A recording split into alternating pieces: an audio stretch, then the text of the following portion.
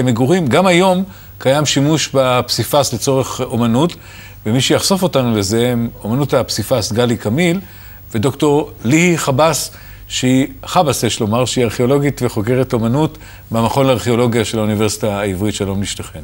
שלום. אז ליהי, בואו נתחיל עם קצת היסטוריה. בעצם אנחנו, המאה השישית לפני הספירה, אנחנו מתחילים כמה מוקדם. זה התחיל במאה השמינית, שביעית, הראשון היה רצפת פסיפס מחלוקים. מחלוקי נחל. חלוקי נחל בגורדיון, שזאת בירת פריגיה ברמה האנטולית בטורקיה, וזה חוזר במאה החמישית והרביעית ביוון, פסיפסי חלוקים, אבנים שנלקחו מהוואדי בלי שנגעו בהם, ששיבצו יצירות פשוטות, שהולכות ונהיות יותר ויותר ויותר מורכבות. ואז למרות שניסו לעדן אותם ולעשות מזה תמונה יותר איכותית ויותר מורכבת, המגבלה הייתה ברורה. המגבלה הייתה ברורה. ואז הם יצרו מהפכה, בעצם התפתחות טכנולוגית, והשתמשו באבנים שהיו בסביבה, כל סוגי האבנים שיכלו, שיש, אבן גיר, אבן חול, והם חתכו. וברגע שהם חתכו אותם לריבועים או לקוביות או למשולשים, קראו לזה אופוס טסלטום, עבודת אבנים, ואפשר היה לשלוט, פשוט לשלוט בגודל של האבנים ובמגוון. מה עם הצבע? הצבע היה הצבעים המקוריים של תמיד האבנים? היו צבעים טבעיים, וכשהיה חסר להם, הם יכלו להשתמש גם בזכוכית, לחתוך זכוכית ולהוסיף. וככה הם יכלו להגיע לרמה שהייתה מקבילה ליריבים הגדולים שלהם, שזה היו ציירי הכתלים. בעצם זאת הייתה יריבות בין אנשי הפסיפס והציירים שהיו על הפרסקאות. וכשהם הגיעו לרמה הזאת של אבנים קטנטנות, הם יכלו להגיע לציור מאוד מאוד מדויק. עד כדי כך... באיזשהו שלב גם עוברים לכתלים, נכון? זה תמיד היה גם בכתלים, אבל זה לא כל כך משתמר במצב של החפירות הארכיאולוגיות. אבל זה תמיד היה גם בכתלים, גם על הרצפה וגם על הכתלים. אבל יש פסיפסים שהם ברמה כל כך גבוהה מהתקופה ההלניסטית, שאם מתרחקים 20-30 סנטימטר, אי אפשר להבחין שזאת עבודה של אבנים. עד כדי כך זה מדויק. כשבודקת את הנושאים שעליהם נסבו עבודות הפסיפס, במה זה מדובר בעבודת קודש, אלילית, אלוהית יותר מאוחר? במה זה עשה? לא בהכרח. זה יכול להיות יצירה דקורטיבית, גיאומטרית או צמחית, אבל כמובן זה תלוי לפי התרבות. אם אנחנו מדברים על התקופה הקלאסית וההלניסטית והרומית, אז כמובן שייכנס לתוך הרפרטואר נושאים פגאנים של המיתולוגיה היוונית, באופן טבעי, בנוסף לדקורציה. ברגע שאנחנו עוברים לתקופה הנוצרית, אז נכנסות סצנות של הברית החדשה והברית הישנה. עקדת יצחק, וגם צליבה של ישו, או לידתו של ישו, זה תלוי בתרבות. אף פעם לא הפריע העניין הזה שאתה דורך על אותם דמויות? ככה, אז בדרך כלל על הרצפה לא היה כל כך מקובל, לדוגמה בכנסיות, נושאים פרופר קדושים כמו הצליבה. זה היה על הכתלים. על הכתלים היה, על האפסיס היה, על הכיפה היה. בדרך כלל יעדיפו נושאים יותר ניטרליים על הרצפה. אבל גם צלבים היו על הרצפה. אנחנו תכף נדבר עם גלי כדי להבין אולי משהו בקושי בעשיית פסיפס. זה ודאי היה בעבר משהו שייך לתרבות העשירים. אתה מסתובב בפומפיי ואתה רואה למי היה פסיפס ולמי לא. ממש לא.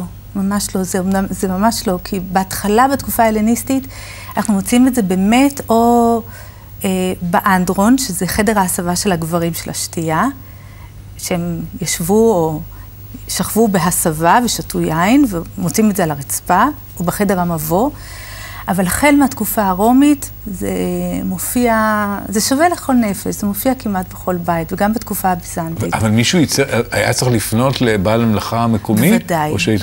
היו בתי מלאכה מקומיים, ואנחנו יכולים לשים את היד שלנו עליהם, ועל הסגנון שלהם, ועל האופנה, והייתה העדפה אזורית, מקומית, תרבותית. גלי, את שמה לב על איזה תשתית היסטורית את יושבת? כן, האמת היא שזה... אני קטונתי, אחרי שדיברתי עם לי גם בחוץ, אז קטונתי, אבל זה אהבה ענקית, פסיפס. תשמעי, בואי נלמד רגע. תסבירי לנו איך זה נעשה בפועל, איך יוצרים את זה. אני יכולה לספר איך אני יוצרת. קודם כל, מתחילים מאיזשהו רעיון. מה שמנחה אותי זה בדרך כלל צבעוניות. קודם כל אני רואה את הצבע ואחר כך אני רואה את כל השאר. ובעקבות הצבע אני מחפשת את החומרים. זהו, בואי נעקוב אחרי התהליך, את רואה פה את האריח הזה. בואי נעקוב איך זה נעשה. אני שואל אפילו ברמה הטכנית, לא ברמה האמנותית. ברמה הטכנית זה נורא תלוי במצע. במקרה הזה זה מצע של עץ. יש כאן, העבודה הזאת מורכבת מקרמיקות, עריכי קרמיקה, כמו שאתה יכול לראות כאן, שאותם אני חותכת בעזרת צבת קרמית. ויש פה גם אריח פסיפס ארמני, כך ששילבתי כאן צבעוניות, יחד עם פסיפס אריח ארמני. מה גורם, מה מדביק, עם איזה דבק את עובדת? בדרך כלל מדביקים את זה עם דבק נגרים, כשזה על עץ. כה פשוט. כה פשוט, כן. דבק נגרים לבן שקוף, שהופך להיות שקוף. זאת הטכניקה המודרנית בעבודה על עץ. יש עוד הרבה טכניקות נוספות, ובאמת...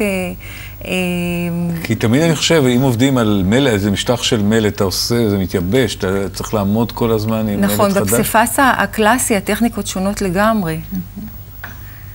את מהנהנת כשאני אבין מה זה שונה? כן, טכניקות אחרות. יש לנו הארכיטקט הרומי ויטרוביוס, שחי בתקופה של אוגוסטוס, כותב על התנאים האידיאליים, שצריך להיות 3 מצעים. מצע אחד, הנמוך ביותר, הוא צריך להיות מלט עם אבנים קצת יותר גסות, אחרי זה יש שכבה בינונית עם חצצים עדינים, ובסוף יש מלט ממש דקיק, שעליו עובדים לפי מה שהאומן עובד, יכול לעבוד במשך יום. הוא שם מלט טרי, מדביק. בוודאי. במציאות מוצאים רק 2 שכבות. כי יש הבדל... לא בסדר, לא תקין. יש פה עוד סדרה של חומרים מודרניים שאת משתמשת בהם על השולחן. נכון. מה זה בעצם... הפסיפס המודרני בעצם מרשה לנו להשתמש כמעט בכל חומר. כן, בכל חומר ועל כל חומר. ופה באמת אפשר לראות גם זכוכיות, שאני משתמשת הרבה מאוד בזכוכיות, ואפשר לראות את זה למשל ביצירה הזאת, שזה עבודת זכוכית פרופר על פיבר גלאס.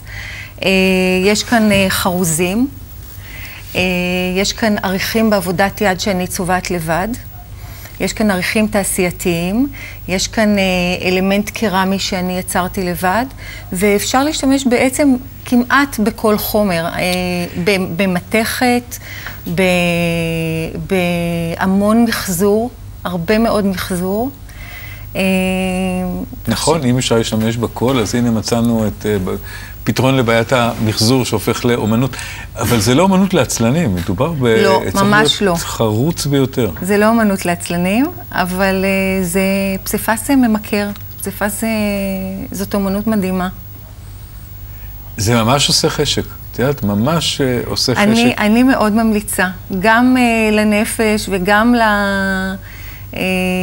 גם למוח. זה פסיפס זה אומנות מדהימה, מדהימה, והיא כל כך עתיקה ובעלת ערך ומגוונת היום, כך שממש כל אחד יכול למצוא את עצמו בפסיפס. אחד הדברים הבעייתיים, זאת אומרת, דווקא בפסיפסים עדיין זה, שאתה גנבות של פסיפסים עתיקים בארץ אנשים... זה באמת בעיה בינלאומית. לא סתם אתה בסוף מגיע לאתר, ואת הפסיפס אתה מוצא במוזיאון ולא באתר עצמו. תודה רבה לי, תודה רבה גלי, תודה רבה. תודה לך. תודה רבה. נמשיך עם פינת החוקים המוזרים מהעולם. אות מעבר ונשוב. תודה רבה.